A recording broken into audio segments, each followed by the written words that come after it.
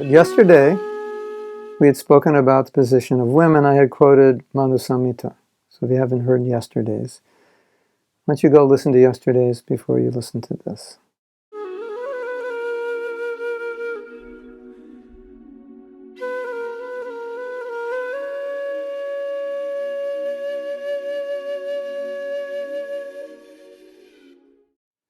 And yesterday, what we read from Manu Samhita, and there are many quotes like this that describe that women should be respected, honored, protected, and so forth. And if they are, then the family will be very prosperous and very happy. Now, we are told from Shastra that women should be protected, children should be protected, obviously.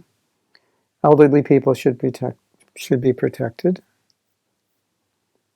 Cows should be protected, and sadhus should be protected. And what does that mean?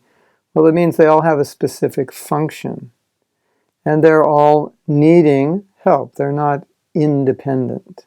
They can't exist independently. Generally, men can exist independently. So when it said women shouldn't be independent, it means they should be dependent or taken care of.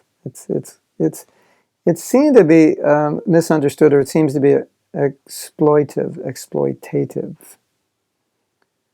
But what it really means is that women should be protected. Women should be taken care of. That's what it means. That naturally, they're like that. Now, when they're not protected, they have to fend for themselves, then they become more masculine. So, but it's not natural. I think I was saying yesterday that in wartime, it's really difficult for men to fight with women because they're always protecting the women. It's just natural. So sometimes we misunderstand the position of women when we say women are like children, they should be protected. But you could say sadhus are like children, they should be protected. Elderly, cows, kids are like children. Yes, of course. So it's not that we're just saying women should be protected, but anyone who has a specific function that can function best in an environment where they're taken care of, where they're assisted. Maybe the word assisted is better. Women should be assisted, but protected. Look at society today when women have to fend for themselves. Some are forced into prostitution. Some because they're not taken care of. They're not protected by men. Men who are not good husbands force their wives to become more like men. It creates a problem in the marriage. I mean, if you just think about it, not protecting women creates so many problems. So the idea of women wanting to be equal to men and free, so-called free, and compete with men, it really has many negative ramifications. And that really wouldn't be an issue if men were actually men and they respected women. They didn't see them as objects of sense gratification. They actually cared for them. They protected them from sexual abuse and other kinds of abuse. It could be physical, it could be verbal, it could be other kinds of exploitation. As women have a certain nature, they tend to be more trusting, and often they trust men whose motives are not pure. So all Manu is really doing is saying we want to put women in a position where they're protected from exploitation.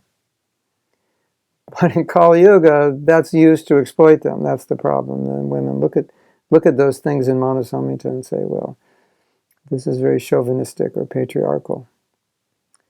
But that's not its intention. But a lot of things, when they're taught within a context which is different from the time those teachings were given, then it becomes problematic. So when you don't have men who can protect women, then you have this problem. So I hope maybe that clears up a little bit of doubt about these statements by Manu that seem to be demeaning women to be like children or less intelligent.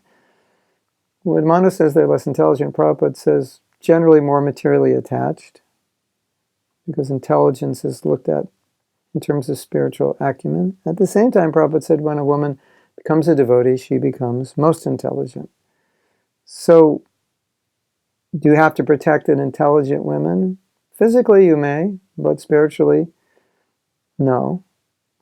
But still, men tend to exploit women. Men tend to be physically stronger than women. So, that kind of protection is necessary, useful. It's, as Prabhupada said, it's more difficult for women to live on their own than men. It's more difficult for women to travel around the world than men. There's so many instances of women being raped and exploited because that's the nature of men, and men are stronger and women are weaker, and they can do that. You very rarely would find women doing that to men. Hare Krishna. If you like this video, you can subscribe below. Also, I'd really appreciate it if you share this video with others, if you comment on it, if you like it, do whatever. You have to click to share it, because I think a lot of devotees would appreciate getting these videos. I try to take our philosophy and put it in a practical way so we know how to apply it in daily activity. And this is one of the services I do. And I want to reach as many devotees as possible. If you can help me, I'd appreciate it so much. Thank you.